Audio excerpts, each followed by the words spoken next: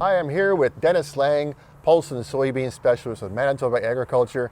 Dennis, you picked a great day to meet out here. It's April 21st, the sun is shining. It's still pretty wet outside in some of the fields, but nonetheless, seeding dates will be coming around in the next few weeks.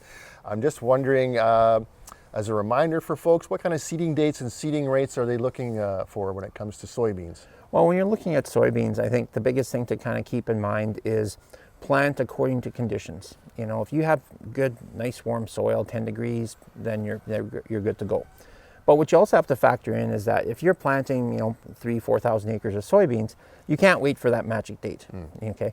But what I would suggest to growers is just waiting for those conditions where soil conditions are good, where you're not mudding it in, judge the season, if you can plant your wheat first, get the wheat in the ground. We are looking at a little bit later spring that we've had in past years. As of today, we're still pretty wet out there yet. So once growers start getting in the fields, we're going to see, wheat going in, we're going to see soybeans going in, maybe some canola going in, kind of all at the same time, just based on what field conditions are like. Okay. And now what comes to other pulse crops like field peas and dry beans, those are generally seeded at different times, or how do those compare to soybeans? Well, typically with soybeans, or with field peas, we like to get them in early, Okay. as soon as conditions allow it to get in the field. The main reason for that is, number one, if you get them in early, especially late April, early May, you want to try to avoid that heat in July, because you don't want peas to be flowering when it's really hot. We had a situation last year where the peas went in at the proper time, but we got a really hot spell during flowering in one of our trial plots, and it really affected the yields to the point that, we were only sitting at about 10 bushels an acre. So typically for peas, we're kind of looking at, late April, early May. They are frost tolerant, so even once they come out of the ground, if you get a frost on them, they will come through that pretty good, even down to -6. Whereas when you're looking at a soybean, they're not as frost tolerant. They'll take maybe a -2 for short periods of time.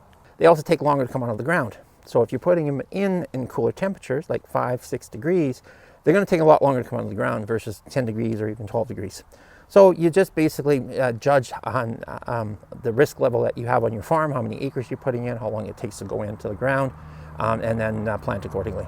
Okay, so if everything goes relatively well and they've avoided frost and other potential threats, what kind of early soybean management should growers be looking at? Well, the biggest thing is weed control. I think with, even with herbicide tolerant soybeans now, making sure that you're applying the weed control products properly. So if you're using a Dicamba tolerant soybean, you want to get that Dicamba on early in the season to get that residual control of the products. Know what weed spectrum you have in the field. Choose your herbicide technology, what suits your farm.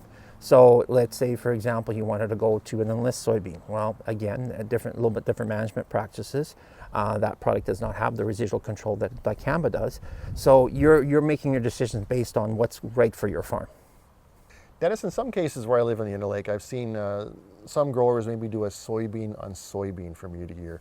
That might be for economic reasons, but what kind of issues could that potentially raise for those type of growers who tend to do that? In the western part of Manitoba, when they first started growing soybeans back, 2011, 2012, we had some growers that would look at, putting soybeans on soybeans and, getting away with it, we'll call it, right? Yeah. And the main reason they were doing that is they wanted to see if they would get better nodulation that second year.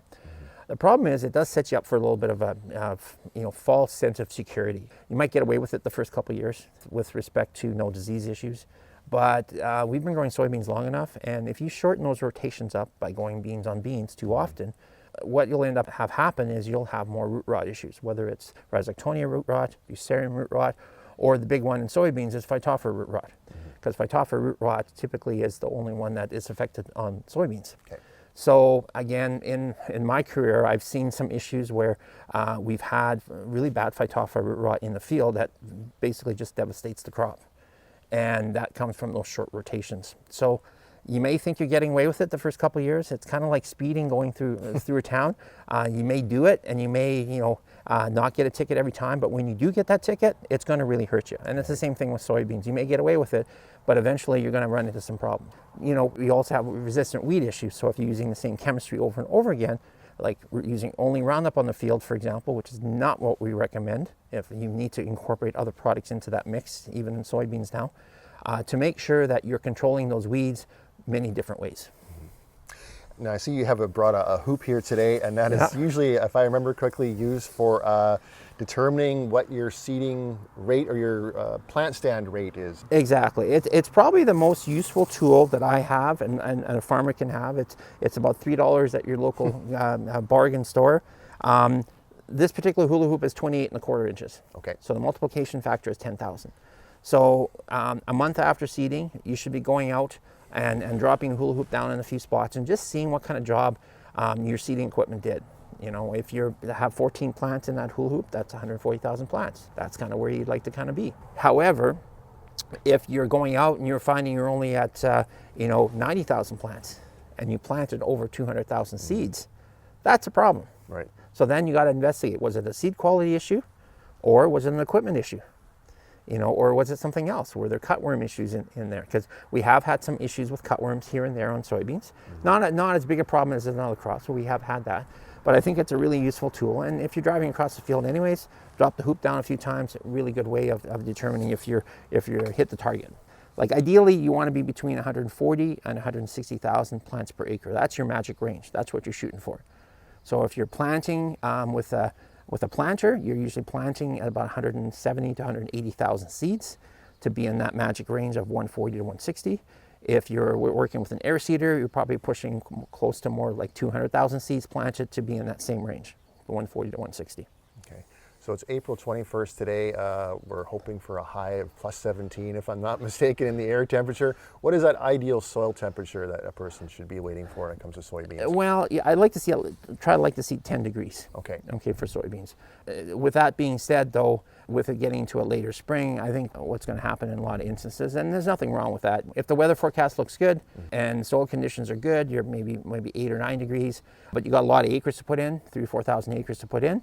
Put that seed in the ground because the weather can change in May, right? You get a week or more of wet weather, and now you could be pushing the other end of the scale, right? So the ideal point is plant according to what soil conditions are like. Look at the weather forecast, and seed treats, especially if you're planting early. Fungicide seed treatment on soybeans and on peas is an important factor, just to keep that seed healthy for a longer period of time in that cold soil. Perfect. Thanks for meeting with me out here today, Dennis. Thank you much. Take care. Thank you. Have a great spring.